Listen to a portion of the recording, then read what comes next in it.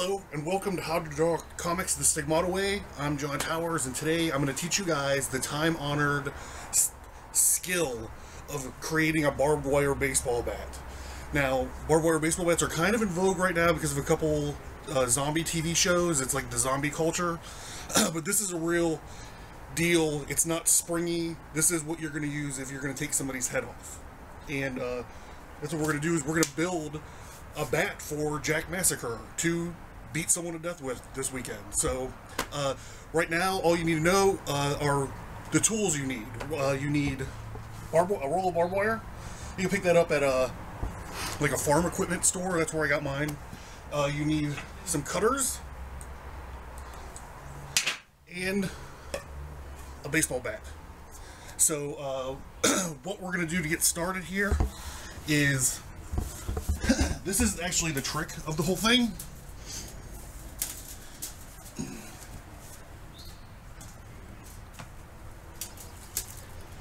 Okay, the trick of the whole thing is how you start it. Because it's like, you just have a wire. What? Just go to a line. Oh, okay. So the trick of the whole thing is like, you got a wire and you got a bat. Like, how do you make it work to wrap it up, right? So the first thing you got to do is you have to make what's called a bite with the wire. And it's just a little loop like this. And you take the bat and you kind of string it upside down. Like it's a left-handed motherfucker like Jimi Hendrix. Okay, so we got it. Jack wants it down to the blue lines. That's where we're going to go. So you just have the bite hanging down. So the idea is you're going to take the wire and you're going to wrap it around consecutively, and then when you end, you're going to end down here by the bite. So you cut it, and then you can loop the wire through. We'll get to that. I'll show you that. But here's a good way to get started.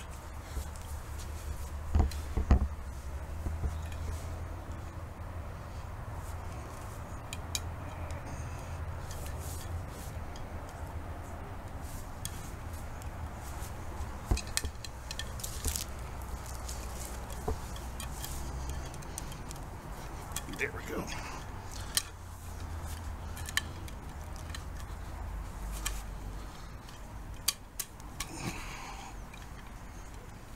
And I recommend you guys, if you've never worked with barbed wire before, to wear some kind of gloves.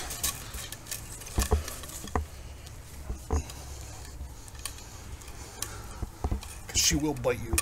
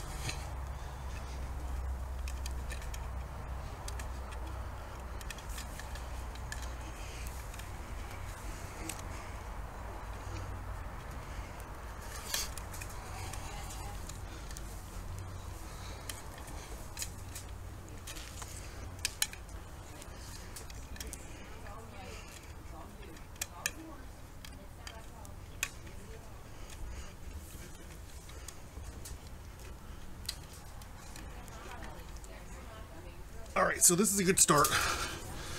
What you want to do is you want to keep it tight and not springy, right? You want to make it as tight to the bat as you can.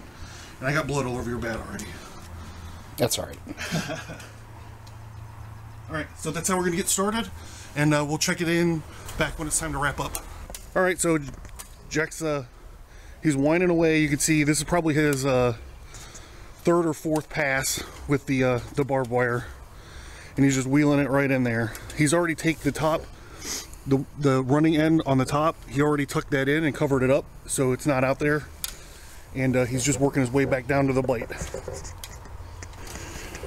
Alright, so here's the bite. Here's the bottom running end that we just cut from the roll.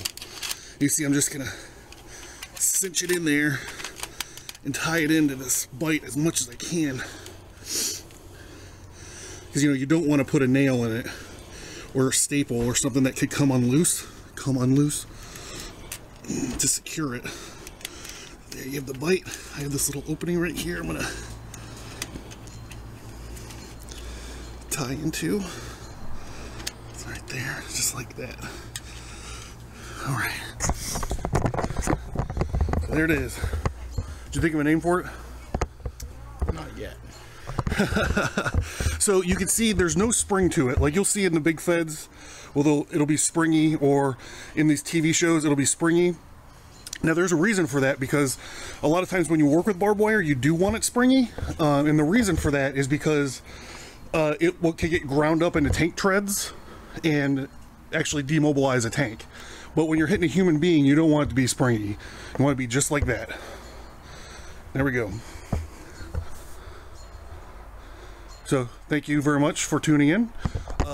Sign into the newsletter, and if you do this, please make sure that you kill the guy. Don't leave him living.